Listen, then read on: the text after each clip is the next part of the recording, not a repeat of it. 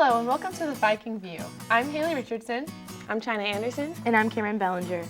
Today we have Michelle with us from Jefferson College Café. How are you doing, Michelle? I'm doing well, thank you. All right, so with all the new items in the cafe, like the Brio Station, the beverages, the new meals, do you think that'll be successful? So far, the Brio Station has been highly successful. I had to start doing pasta every week compared to every other week because of the demand for it. And the second I would say is fajitas. So good. Yeah, I've had those before. They're definitely so one of my good. favorites. Speaking of the Brio Station, you guys have started Pancake Wednesday and Thursdays in the morning. Shed a light on that. How is that going? We're going to start doing Pancake Wednesdays, and then we're going to open the Brio Station Thursday morning for omelets. Oh, wow. Sounds so good. Yeah. And speaking of new things this year, you guys also have brought about this delivery service. Do you think that the staff appreciates this? Is that successful? I've had some positive feedback regarding the delivery service for the faculty. We've had some faculty sign up and others inquiring about it. We haven't had a lot of response to where we actually made the deliveries, but I'm hoping that picks up. So you have to sign up for it? Yes. Okay, so you can't just call a number to get... No. Okay. Okay. Could you see it working within like the Viking Woods, like up for the students on campus? I think I would have more success with you guys in Yeah. Yeah. Viking Most Woods definitely. than That faculty. would save so much walking. And I definitely think people would pay for it. I think so. I mean, it there's would be a times good where we're sick or, not feeling like getting out of bed to walk all the way down to the student center. So, I don't know. I think it would be very successful with the students and have us pay a charge even to have you guys come deliver it to our rooms or tip you guys, whatever's necessary. that I would think be it'd great. be Take really a little good go-kart idea. up there. The only requirement is a meal card. Yeah. Yeah. So it keeps it simple. Yeah. Yeah. I think that'd be a really good idea. And now, would you guys be open to any suggestions? And if anyone was, where would they be given? At the end, towards the end of the year, at the cafe and the snack bar, I always get a stack of surveys and I put them out at the cash registers for days, evenings, anybody. And you guys fill out those surveys and then I look at them. And then also every year we do a focus group at the end of the year. So Is that for anybody to? Oh, wow. Okay. faculty, great. staff, students, and you come in and you tell me what you like, any ideas you have. My bosses come down from corporate and sit in on it with us. So, and that's where we've gotten a lot of the ideas we've incorporated in the last few years. Yeah. And Yeah. as you can see, it's been highly successful. that's The great. cafe's come a long way. Yeah. It definitely depends on where you are. Yeah. Like- Yeah. What is the reason that we don't serve dinner here? We do. We do? We do. Oh. And where's that? At the snack bar. Oh, okay. It's In the other only, building. it's a little different than lunch because at lunch you're in the cafe. So you have Yeah. all kinds of options, salad bar. We did start offering evening meals about 9 years ago. Wow. And it was started for athletes because a lot of them came Yeah. from other places and they didn't have cars. Yeah. And so, but it's at the snack bar. It's Monday through Thursday, 5:30 to 7:30. But she has burgers and wraps and nachos, and she'll take up barbecue ribs or you never know. Just Yeah. it's a lot like a lunch special, except it's at night. So Yeah, that's really beneficial for the kids that are going to study hall too, Yeah. because It's right on the way. Yeah. The snack bar It's like- is on the Yes. way to the TC building. it was originally in the cafe, and we followed you guys because they moved study hall. So we're following you. yeah. Wow. That's awesome. Yeah. All right. Well, next up joining us is Greg, the physical trainer here at Jefferson College, and we'll be right back.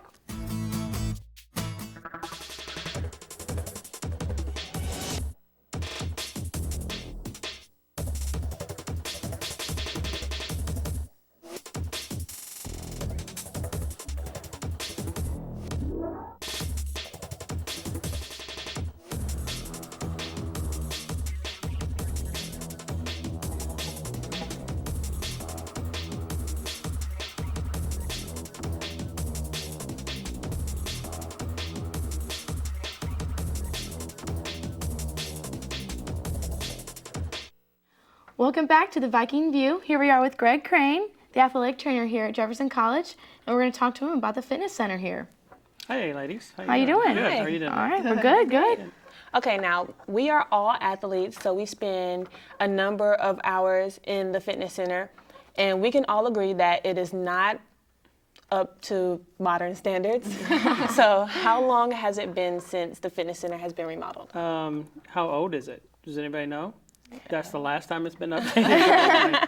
I have been here for 8 years actually, and it hasn't seen much of a change in 8 years. So it's definitely ready for an overhaul, and hopefully we get that done pretty soon here. So. Yeah. I know there's a few bits and pieces that are newer, but then, you get the ones that are like ancient looking. And, right. And, the only reason we get something in there new is because something old breaks. And that's the only, it's just to replace this for that. And that's not really what it needs to be done. So, so it's old and antiquated. I agree. It's and hopefully, it needs some work, and hopefully we can get that done soon. So. Yeah. I mean, for the most part, it kind of works out sometimes for us. It's equipment. Yeah, I mean, it is what it is. You do what you can do with what you have. I mean, but if you can, you got to look at it from a standpoint of, as a student athlete. Let's just say you were a freshman or you're being recruited here. And you walk into our weight room, not a very good, oh my, I mean, when you can go to another school so I think that's something that goes in along with that piece of the puzzle is if we can update that facility, make it better for recruiting, which brings more students on campus and things too. So there's twofold to that. Speaking of recruiting, like when I came here on my visit, I don't even think that I saw the weight room just because, and I might have, but I think I did. Yeah. Like as athletes, when you're trying to market your school and you see other schools with nicer weight rooms, sometimes that's. Well, and that's also a little bit of the issue is it's not really well located, I guess we can call it that, or it's located now upper level. I mean, you don't really see it unless if you are an athlete and you have to go out there to work out and your coach says, okay, let's go to the weight room. Yeah. Otherwise, your student that walks off the street is going to be hard pressed to find it right now. So. Right. Yeah. So Cameron, didn't you talk to Julie Frazier about? Yeah, I actually had an interview with her, and she said that she'd been here for about 5 years, kind of the same range as you've been here, and she said she hasn't seen any updates at all either. So. Yeah, that's about right. So. Yeah. So what influenced the remodel? Well, to be honest with you, most of us on campus know about. I guess there's a process where you can kind of put in proposals for kind of a strategic planning. I think it's what it's called, and what that committee does is they look at different projects on campus. So you can bring a project to them, and there's some money budgeted each year for that project. So in our athletic meeting, our staff meeting, kind of just sat down with all the coaches and said, hey, why not? Julie kind of said, there's money out there. We just need to put something together, a proposal. So we took it as we let Jason Gardner, which everybody knows Jason is our student success guy. He kind of presented for us. We put the proposal together more of a safety issue. We have some machines that are older. Right now we have students and faculty, staff, and outside community people that come in and use it. So it was more of a, old, antiquated safety issues and some things like that. So put a proposal together and said, hey, we would like to replace all the machinery up there. We said, well, if we're going to do it, let's do it right. So we went to that committee and did our presentation, and we asked for amount of money, and they actually came back just this last month, maybe, or last 2 weeks, 3 weeks, and approved that process. So it looks like we're going to get $35,000 roughly of new machinery. We have a list of what we want, but we're also doing kind of a needs assessment right now. We're actually having a strength and conditioning specialist used to work for the Dodgers baseball, but he's going to come in. He's worked with St. Louis University. He's supposed to be coming in here in the next couple of weeks and kind of giving us an assessment of what would be good machines for us, what we need for us. And so that money comes available as July 1 of this year. So we're hoping as soon as that money comes available, we're going to go out to bid, and we're going to hopefully do it over the summer. So the fall sports and. So you think the fall sport? That's our goal right now is to have it ready to go. Nice. So I think it's going to be good for everybody involved, and too bad for the sophomores going out, but. They had a say in it too, because it's just a matter of saying, hey, this is old, we want something new, you know, so it is, you know, that everybody was involved with the process, so I think that's kind of cool, so. Yeah. And I know the baseball team has their downstairs facility they call the Hole, you know, and will there be updates any in there at all? Not at this time, as far as I know. I think this was all fitness center issues. Some other things that we were thinking is going to go along with this project also is maybe an updated security system to where we're kind of in control of who goes in and goes out. Yeah. Right now we that's a don't good know. idea. Like community can come in. We're thinking about maybe a card system or security card system. We're looking at maybe some, you know, more video, some video cameras for just kind of up there. And I think though we also talked about just a new look too, just taking away a lot of machines, just putting back really what we need. We've even talked about maybe putting some windows up there to just open it up and get some light in there, just so it's not such a drab spot. So you do think it'll be like repainted and? You know, if the problem is you got an X amount of dollars you work with, so that includes whatever we do up there. It's included in that kind of $35,000 price. So we're going to have to be a little bit choosy, you know, machinery wise probably, but also with what we do extra. But we're going to try. Well, you know, like I said, if you're going to do it, we might as well try to get as much as we can done at one time. So, yeah, so that's the deal right now. So hopefully it comes out. Yeah. Do you think that that maybe they would allow the community to help, like pitch in with paint, or do like the athletes can do fundraisers to help raise money for like a new look, maybe some wallpaper or et cetera, and we can just help with the remodel? Do you think that they would be open to that idea? I think we'd always be open to anything, you know. Again, right now it's really kind of more in the infancy stage because we're just doing that needs assessment. But I think we haven't really put down pen to paper what we want to see done. I mean, we have our ideas, but we're trying. Actually, we're working. We have a meeting in the next couple of weeks with the athletic staff to kind of sit down and go through some of those issues, what we want to see, what we want to do. But that's a really great idea and great, you know. I'm sure the athletes would love to. Love to paint. I would love to paint. We can put our hands on it. Well, we've also talked about, you know, we team up with, you know, I know the ATS here at the college is our tech school kind of, and they have some programs where they do construction. So, you know, maybe they can do some painting and they can come over and do it and be part of their classwork. So we're looking at different options to kind of keep the cost down, number one, and, you know, go from there. So the more we can keep our costs down, better machines we can put back in there and spend the money wisely. So. Okay, so how long did it take for you guys to receive the grant? So like when did you suggest it, and then how long did it take? That's I'm not really sure on the timeline. I know it's a process. It's a process you have to go through the committee. We had to put a proposal together. I'm going to say probably it was in the fall, probably by September or so, October. I'm not sure of the dates, but we had to put our proposal in, and then you actually present the proposal at a meeting. We were one of maybe, I'm not sure again, maybe 15 or 16 different proposals.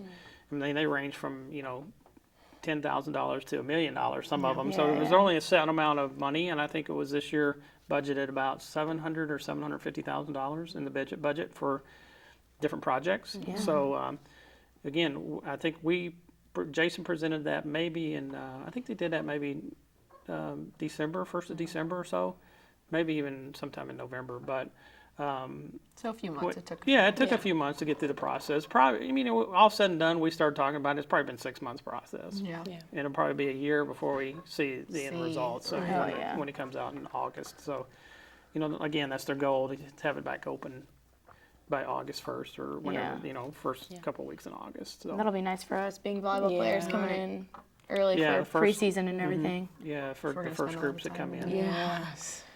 Yeah, so hopefully it'll be something new when you come in, you walk in, you get back to campus and say, hey, we got a new weight room. Yeah. Maybe this will That would be nice to say, Maybe this will encourage you to work out harder. I was thinking about that too.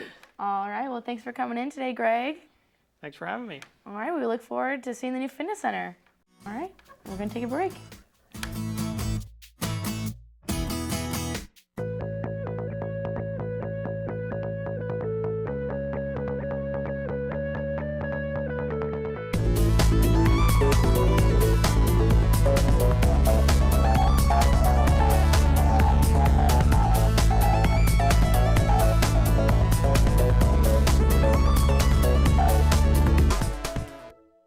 Welcome back to Viking View. We're here with Jair Hernandez, a sophomore who attends Jefferson College, and he's going to talk to us about the exit exam and graduation. How are you?